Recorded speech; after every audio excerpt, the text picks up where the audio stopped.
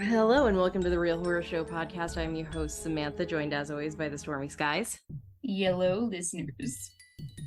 I have a headache, FYI. I didn't say that off mic, but that's why I'm a little low energy. Okay. I woke up with like the right side of my head throbbing. Oh, geez. Which might explain the weird dreams I had before waking up. I dreamt that Did you possibly dream that you saw yourself dead? No, I dreamt that I had rabies and it was too late to get shots to not die of rabies. Oh my god. But for sure, if I had dreamt that I saw myself dead, that would leave me quite perturbed. That would make you be very scared and you would just cry and think something is wrong with you and seek out a medium. Yeah. And that's essentially the plot of the movie review we are reviewing today, Lake Mungo, which is a 2008 Australian psychological horror film written and directed by Joel Anderson, starring Zalia Tucker and Martin Sharp. It employs mockumentary-style storytelling with found footage and docu-fiction elements using actor interviewees to present the narrative of a young family trying to come to terms with the drowning of their daughter and the potentially supernatural effects they experience after it. Dang. So this movie is very popular on Horrortok, which is where it first entered my knowledge base. They hype it up as one of the best like mockumentary style horror films around. I think it's great. Did you ever see the Poughkeepsie tapes? No, that's on my list too, man. That's pretty good too, probably.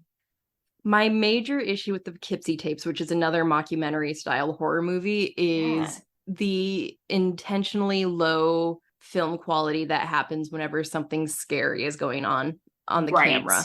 Very frustrating, and we don't have that issue with Lake Mungo. So I would put it above Poughkeepsie tapes just for that. But Poughkeepsie tapes is pretty scary. I like it a lot. I think this one did it better.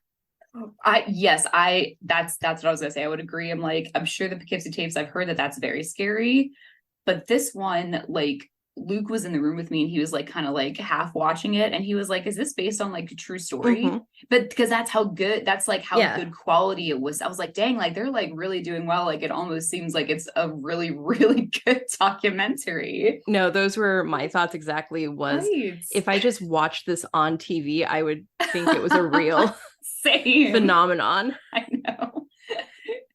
But no, this movie deserves the hype it gets. I wasn't sure going in because the way people talk about it, they talk about the ending being jaw-dropping. So I was expecting a big, shocking scare, but that's not what we got.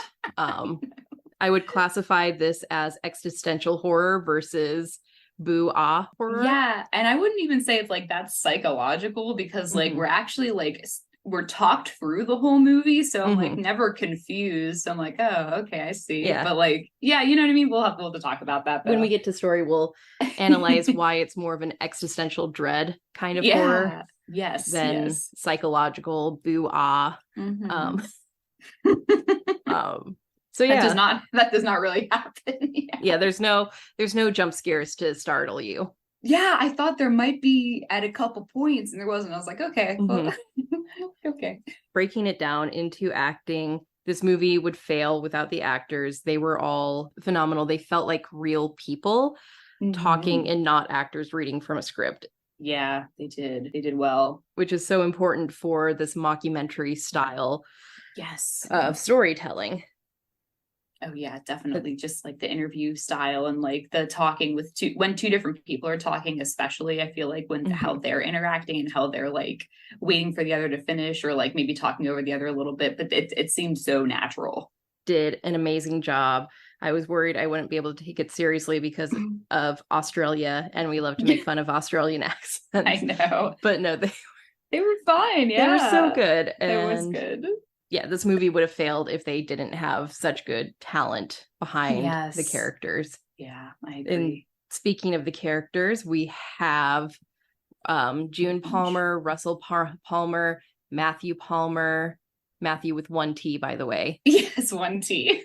I'm surprised. And Alice Palmer, who is the daughter that drowned in Lake Mungo, tragically.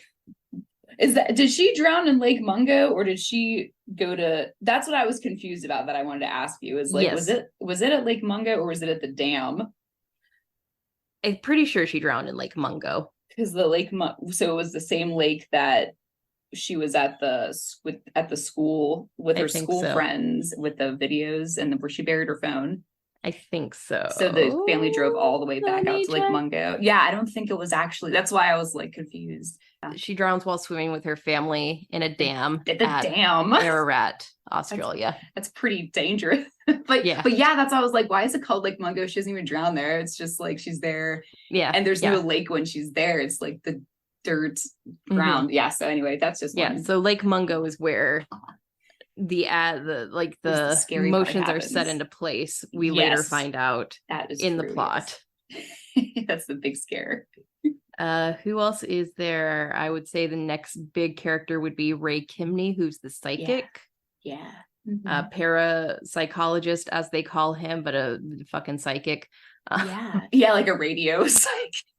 And then we learn about there's like the church people too. There's the church people and then the neighbors. Yeah, and then like some friends play a big role. Yeah, the fuck was that?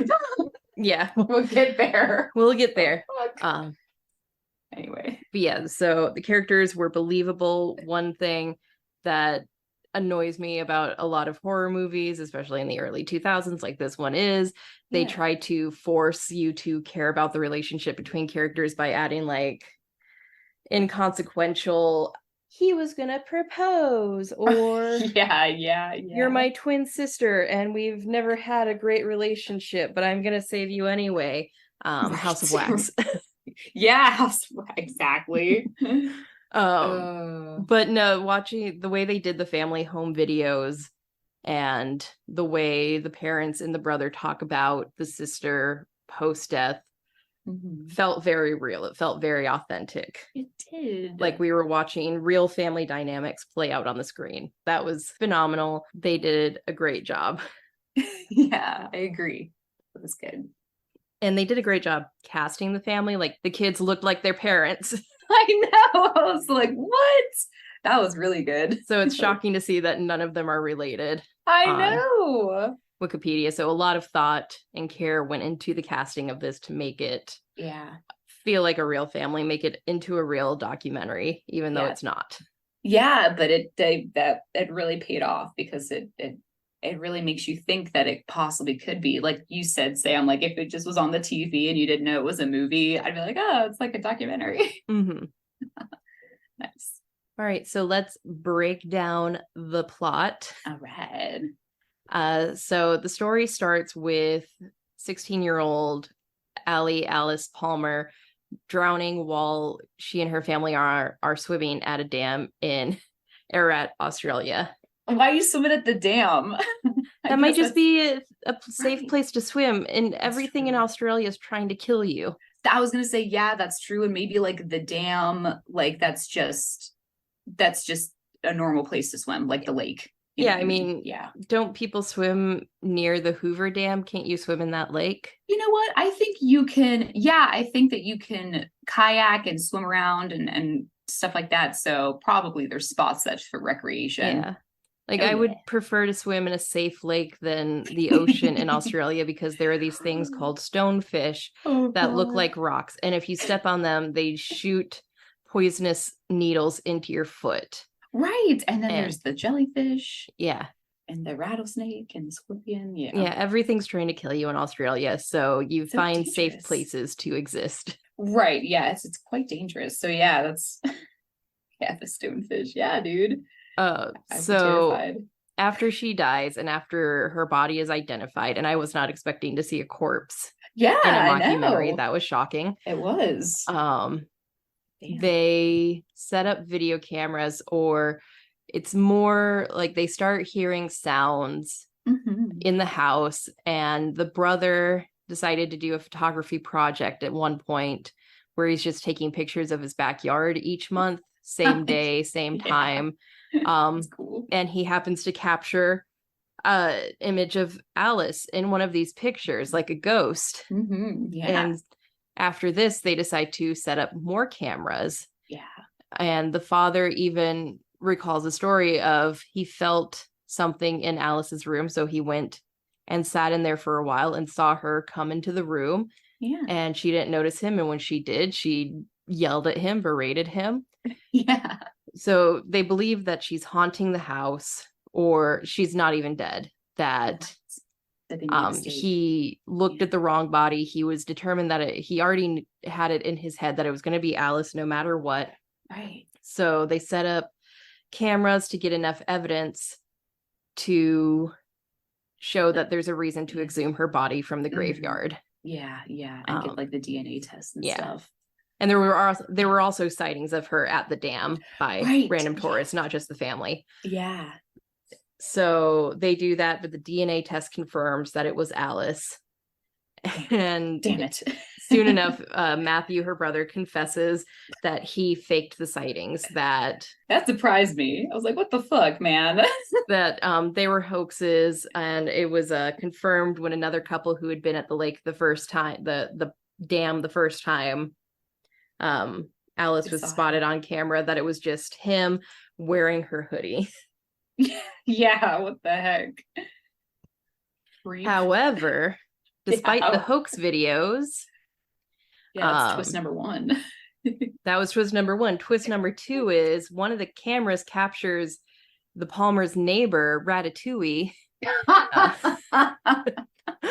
It's creeping around inside the house. Yes, he's creeping around inside the house, and the family is like, hey, the fuck's going on? Like, so they search, they look in Alice's room to see if they can find what he was trying to find, and they find pretty damning evidence that the neighbors may have had something to do with her drowning, because they made a sex tape of them having a threesome with her. And this is the adult parents that live next door, not like their kids. Yeah.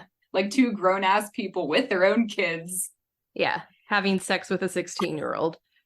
Which, granted, I don't know the age of consent off the top of my head in Australia, but that's still fucking creepy, regardless. Yeah, she was 16 and he was their babysitter.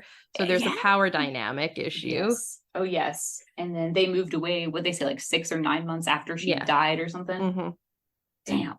Because they were afraid that tape would come to light after her death, which everything about that is suspicious. If you didn't have anything to do with her death, why are you moving away? Exactly. So quickly after she dies? Yes. That doesn't help your case. No, not at all. Dang. That like really came out of nowhere. Mm-hmm. Yeah. The tape scene. So they've hired this parapsychologist psychic to come and sit in the house because they're not fully convinced that it was all just the son committing a hoax. Yeah. Or I guess it was kind of happening in the background. There was a lot going on in a documentary, much like there's a lot going on in life. It's not just one sequential thing after another. Yeah. So they'd been working with this psychologist named Ray, who they later find out was meeting with Alice prior to her death to analyze her dreams that she had been having about dying. Yeah. She had specifically about drowning, being dead, and her mother being unable to see or help her. Dang. So the parents decide to stop working with the psychologist, since that's such a huge thing to keep a secret from them. Yeah, I would say that's a pretty big thing. I was like surprised that he knew her already. I'm like, what the fuck, man? That was a good twist. There's so many good twists in this, just like a good documentary. Yes, there are, because it's a small world, and people do make these connections, and it's not a coincidence. So yeah, it's pretty cool.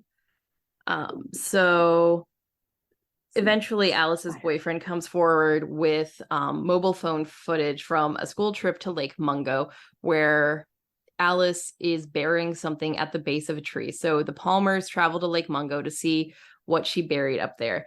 And they find her phone, her favorite necklace, and a bunch of other personal belongings that meant a lot to her buried under that tree. Mm-hmm. So they go home, charge up her phone, and see a video she took walking at night until she runs into a doppelganger that is a doppelganger of her corpse. Yes, her drowned body. Mm-hmm. That scared her.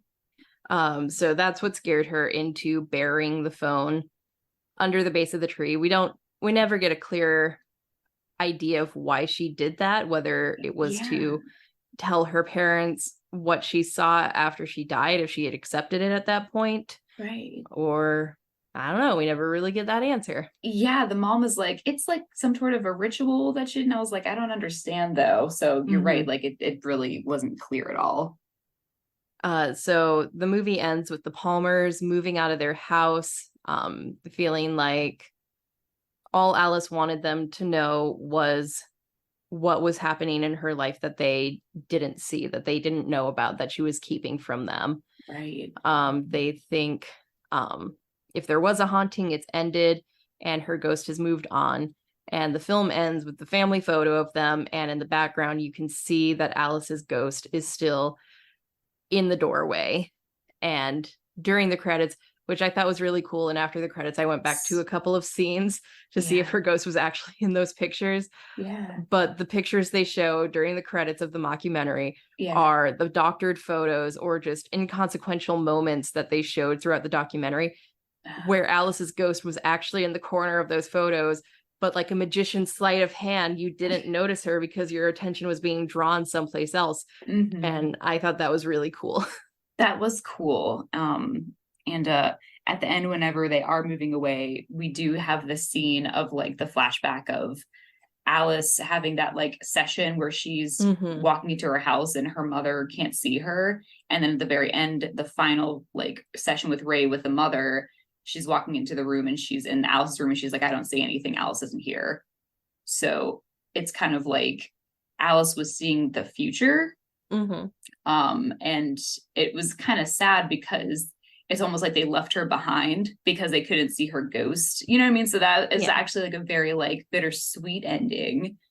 Yeah. And I think that's what solidifies the existential dread of this is she was there, but she was trapped as a ghost watching her family try to understand her, which was something they didn't even really do in real life. And the mom admits throughout the documentary that as Alice got older, she felt like they had grown apart and she couldn't open up to her daughter as much as she would have wanted to. And the fact that, and the parents are dealing with this horrible inward terror that their daughter was having a sexual encounter with their neighbor and his wife.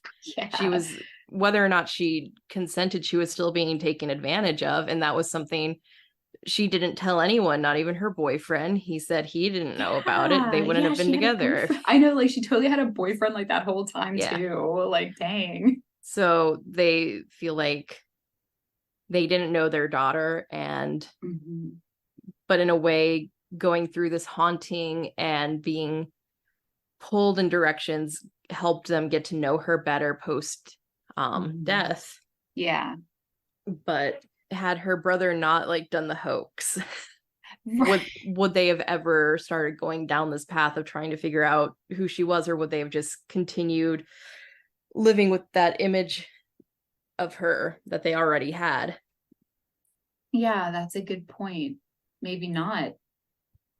No. Maybe they wouldn't have taken the time. So because there'd be nothing to solve at that point, you know, there'd be nothing to, it's like, oh, she just drowned. But now they know that maybe there was foul play afoot. Maybe there was something supernatural happening, because they can't deny that the figure they see in that video is the same thing that the father saw when he looked at her corpse to identify her. Yes, absolutely. And that this thing she saw scared her enough to start dreaming about her own death, to seek out help. And perhaps if she felt like she could talk to her family about it, maybe she would still be here. Right. Yes. Yeah. Maybe they wouldn't have gone to the lake or the dam or whatever. The dam lake. If you will. Yeah, the dam lake. But yeah, and that's how it ends. And they just kind of drive off. And but it is bittersweet. It is very bittersweet because they're leaving her behind, as we can tell. She's still standing in the doorway. I know, wanting them to see her.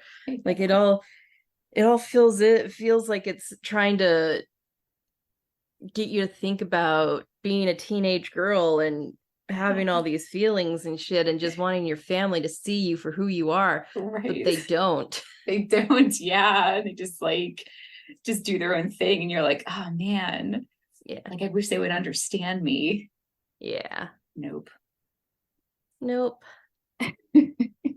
So it's a beautiful movie. It is in that respect. It's a nice slow burn chiller with some really great twists here and there. Yeah, absolutely. And I just fucking love the credits revealing that Alice was in those photos. She was in those videos, just not where we were looking. Right. And that's so crazy. It is. It's so well done. I know. I guess let's go ahead and talk about production, because the production was very well done. I don't know much about this writer director. He doesn't have a Wikipedia page for me to browse, but it felt like he's had experience doing documentaries before. That's what it seems like, because if you and I like really were convinced that this was like the real thing, then that says something, you know. It's really well done. So just reading the history of making this movie on Wikipedia. Okay.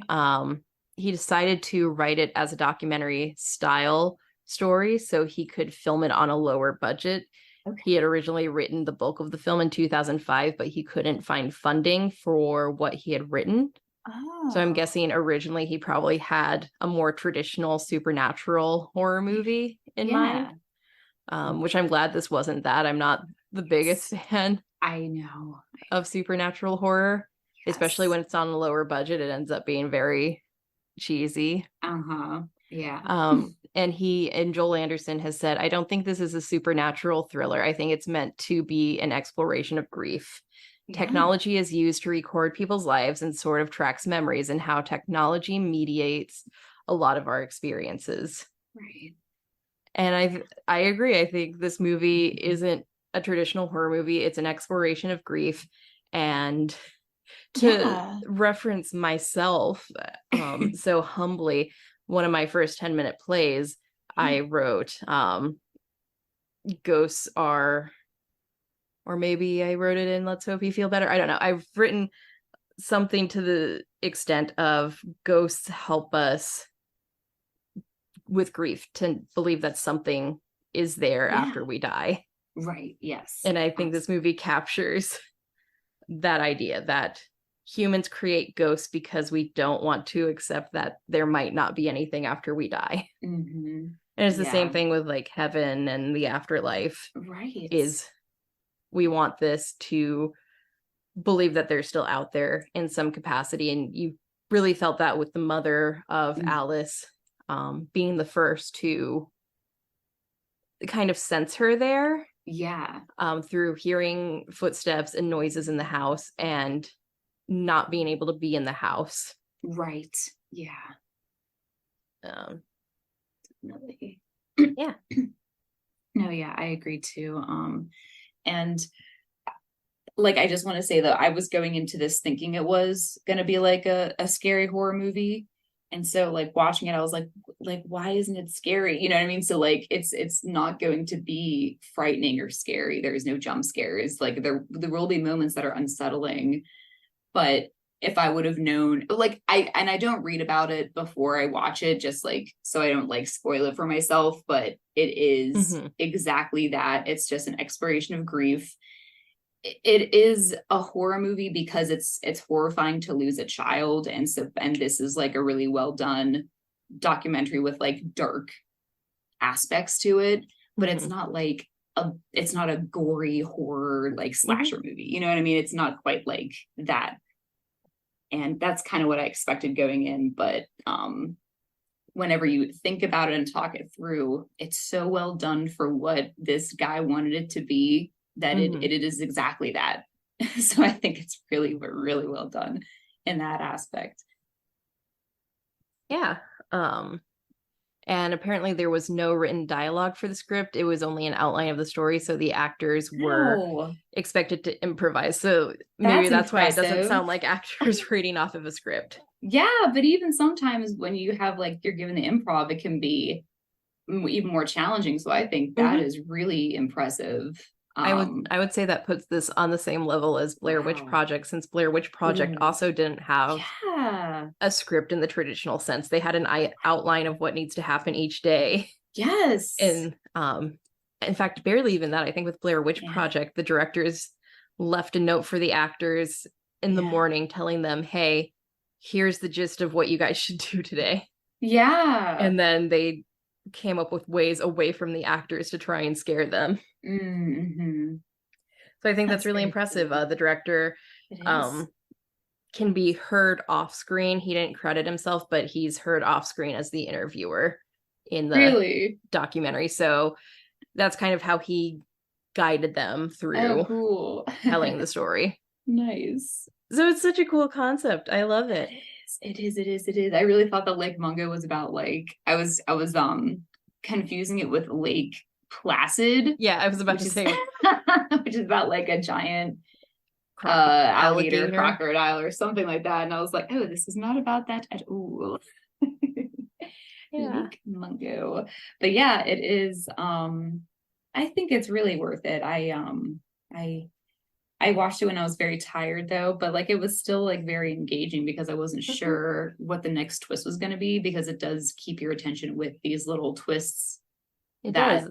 I add wasn't layers. expecting it to be Yeah. revealed that she was a babysitter who was engaging in a sexual relationship with her neighbors. Yeah, And yeah. Of course. they do go into a bit of like a true crime angle with that, saying we investigated this as a potential murder, but then we hit a wall and because they just had to left. drop the case because we don't have enough evidence to the contrary. Right. And they couldn't like say it was like rape or not because they couldn't know if it was like consensual or not because of like the content of the video and stuff like that. So it's oh, it's just so much, so many unknowns. Yeah. But that is life.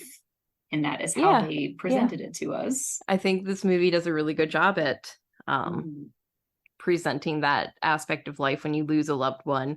Right. And especially in an unexpected, tragic way like this. And suddenly you're learning things about them that you never knew. Yes. Yeah, because now you devote all your attention to them. You know what I mean? So it goes to show, like, if you would have devoted any more attention, would you have known these things? Or would they have been really trying to keep that secret since they were alive? So you can't know. And this movie isn't going to answer all your questions, because all your questions in life are not answered in the wake of a tragedy. So it's really realistic in that way. Yeah. And that's such a good point about how you learn these things, because you're paying more attention to them. All your attention is focused on them after they're dead. Oh yeah. So had they paid even like a fraction more attention to what was going on with Alice, would they have noticed something weird going on with her job? Yeah, like, or something was off, or like, is she like something changed with her, or like whatever. Yeah. Or would she have played it off, kept it a secret? They do, like, the friend does, like, this is one thing I didn't like, is the friend was like, oh yeah, like Alice, like she like had secrets, and like I think it was so crazy that she like had secrets. I'm like, dude, like everybody has secrets. Like chill. Who doesn't have a secret? Right. Yeah. So I thought that was a little cheesy, but like they're just trying to make a point there that she was very open, and if she had a secret, that would be something that would be like a negative thing in her life that she was trying to keep away from people. So I don't know. But other than that, I think that it really does have this interesting aspect of the supernatural by being able to see your own future with like the medium and stuff, and like having that ability to like, you know, have like that ESP or whatever it is, where it's like I have these feelings, or I have this bad feeling that something really bad is going to happen, and like I can't escape it, which is a metaphor for life. Of course, everybody will die eventually.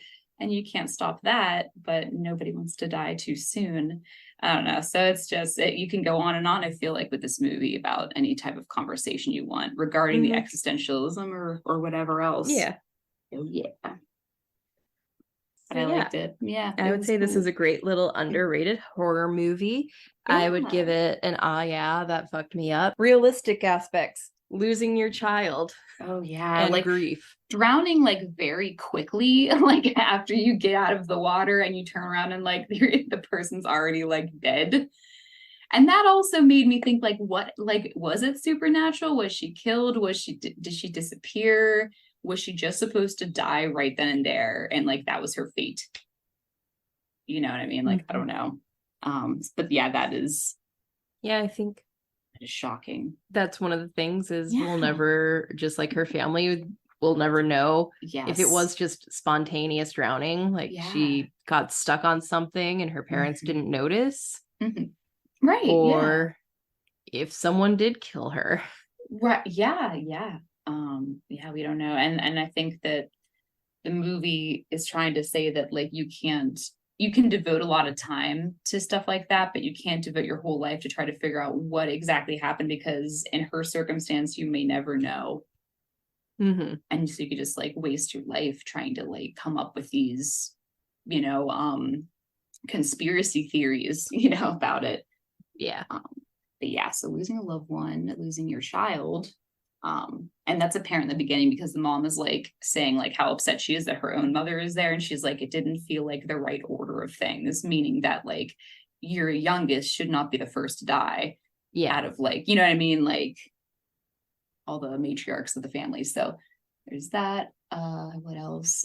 I guess, oh my god, just like having like neighbors that you didn't know just like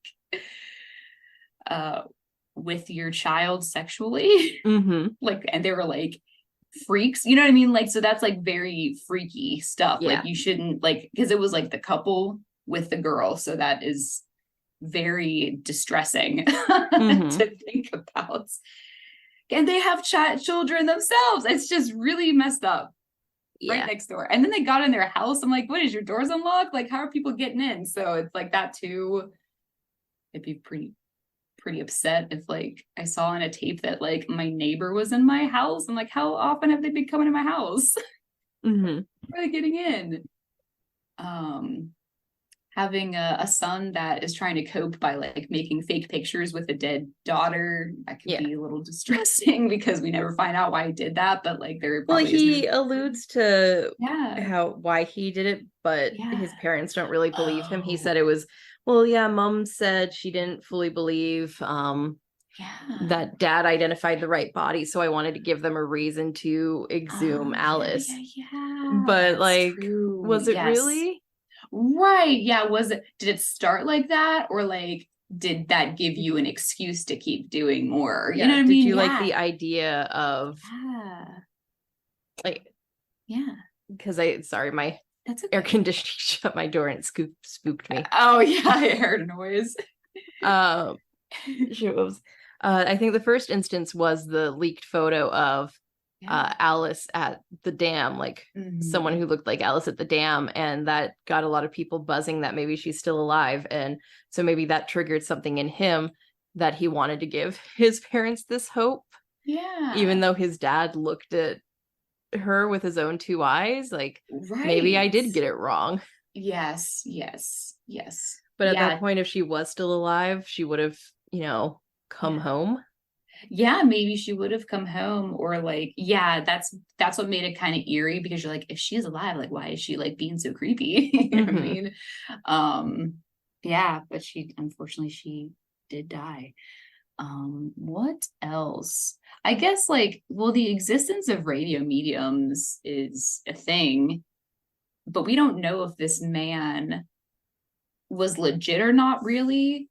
Like these people, like they had like sessions with him where they like imagine themselves in the house and stuff like that, but I guess that's their own consciousness guiding them. I don't know if like the dude like did like a special thing where it's like, only because I'm here, like they're able to see their own future. Like, we don't know.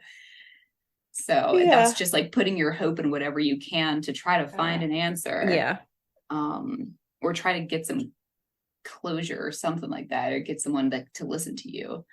And the church people like barely came into the picture, I feel like, because they tried to have like the religious aspect, but like I kind of like forgot even what any points that they made, you know what I mean? I like don't really, I don't really think know. they really play a huge role in this. No, they don't. Yeah, so that the friends, boyfriend being upset, yeah, I don't think anything else realistic wise. Everything else is kind of more like up to your interpretation, and it's a little bit supernatural. Yep. Swimming at the dam. Could get stuck. No, going to the lake, and the lake is just dirt. Yeah. Dirt videos of running around and no lake in sight. Yeah. But I think that's all I have. Yeah, I don't think anything else. I agree with Sam. So really go into this with an open mind, knowing that it's not going to be a frightening horror film. It's just something to make you think a little bit. And so therefore, when you're going into it with that mindset, like, oh yeah, that fucked me up too, because it's not something you should go in and be like, oh, well, that didn't like entertain me, because you'll definitely shut it down. This is like a totally different type of a vibe here. But I think it's a horror movie all the same. It is. So yeah, oh yeah, that fucked me up. It is not about a giant alligator, but it doesn't have to be. I'm glad it wasn't, actually, in hindsight. Yeah, so stay tuned for the next movie that we're going to watch. In the meantime, I swear I will finish the originals. I'm going to finish the originals, Sam, because I'm not going to be that person. Yeah. And so I'm going to finish it this week. Yeah. Okay. I had a good idea as we prepare to start Death Note as your first anime. Death Note. Okay. Yeah. Since you said you recognize the characters from your time at Hot Topic, I thought I would have you explain what you think the show is going to be about. Okay. Before we start it. Oh, do you want me to explain now or next episode? Next episode. Okay. So don't read any descriptions. Okay. I won't read anything. Okay. Based on your memories of the t-shirts at Hot Topic. Okay, I think I can do a pretty good summary based on just the shirts and other merchandise I have seen. And then all I need to know, and I'll ask you, is where I will stream it, and then that's all I need to know. Yeah. But I won't start until I finish the originals, because I believe it's available for sure on Tubi. Yes. Okay. Wasn't this movie on Tubi? This was on Tubi. Nice. Tubi's great. Yeah, which I don't know where Tubi falls with the whole writer strike. I don't think they're in the AMTP of that alphabet, but I don't know who owns them. But again, SAG-AFTRA, WGA haven't called for a strike of streaming services. So, continue seeing movies, continue streaming movies, because when this is all over, people still deserve to get their money. Yes, they worked hard on these movies. So, and the big thing is, we don't want theaters to go out of business. Yeah, that's going to hurt us all. Started again. I know they're just coming around again, so please don't let it go. Yeah, it's important, and I think people are really excited to be going back to the movies again. Yeah, and doing these double features like Barbie and Oppenheimer and stuff. Yeah, cool. So that's all I have. All Let's get to the new and improved outro notes. Yes, everybody, please enjoy this new and improved outro, because our outro is outdated. Am I right? Yeah. I wrote that probably in 2016 or something like that, or earlier, 2015 maybe. But anyway, it's been a long time. So thanks for tuning into our episode. We are the Real Horror Show podcast. Our host is Sam Odie, and I'm the co-host, Stormy Skies. The podcast was created by Sam Odie and Stormy Skies, and is directed, edited, and produced by Sam Odie. You can find Sam on Instagram at oh hi I'm Sam, one word, and you can find Stormy on Instagram at the Stormy Skies, one word. You can find the Real Horror Show podcast on Spotify, TuneIn, iTunes, Google Play Store, Pandora, and anywhere you like to stream your podcasts. Don't forget to hit subscribe so you're always in the know when a new episode comes out. Follow us on social media. You can find The Real Horror Show podcast on Instagram, Threads, TikTok, Facebook, and X, formerly known as Twitter. I don't know if that's going to change back to Twitter anytime soon, but we are still there. Anyway, we do more than just podcasts. We love to write and have plenty of great movie reviews and essays, all of which can be found on our website, realhorrorshow.com. We love hearing from our listeners. You can ask us a question or send us a movie request to review. You can DM us on social media, or you can even send us an email at realhorrorshowpodcast@gmail.com. Call for guests. Do you love horror movies? Are you a podcaster, a content creator, a movie lover, or anyone in between who is a listener to our show? We would love to have you as a guest on one of our episodes. Reach out to us via social media DM or email us at realhorrorshow.podcast@gmail.com. Our podcast episodes featuring guests are all listed on our website, realhorrorshow.com. We are so thankful for all of our listeners. You are the life force of our podcast, and we wouldn't really exist without you. Thank you all for making this podcast real and supporting us as we record every week. You can support us in different ways, such as liking and sharing our podcast episodes on social media. Giving us a review will help the podcast more than you know and will help other listeners find it too. You can also donate to Real Horror Show by visiting our support page on our website, where you can make a one-time donation via PayPal, buy us a coffee with the Buy Us a Coffee button, or you can explore our very interesting Amazon wish list. The Real Horror Show podcast stands behind SAG-AFTRA and WGA as they strike. If you want to support the WGA and SAG-AFTRA, then consider donating to the Entertainment Community Fund, which supports those who are out of work. You can also donate to other funds benefiting actors, writers, and crew members using the links found in the episode notes. And any other pertinent news other than I swear I'm going to finish the originals? Not right now. Other than, well, I don't want to support Netflix, but I was going to say, when we are going to watch a new Netflix show, when the strike is over, they officially announced the sequel series to Castlevania, which is going to follow, for Castlevania fans of the games, Richter Belmont. And it's not starting with Symphony of the Night. It's starting with one of the other games. So it's going to be a longer series. Hopefully, like the other one. So that will be cool. That'll be really cool.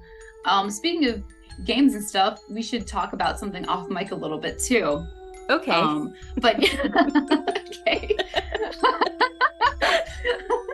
Anyways, other than that pertinent news, our outro song is called Creepy Doll by Jonathan Coulton. He could be found at jonathancoulton.com.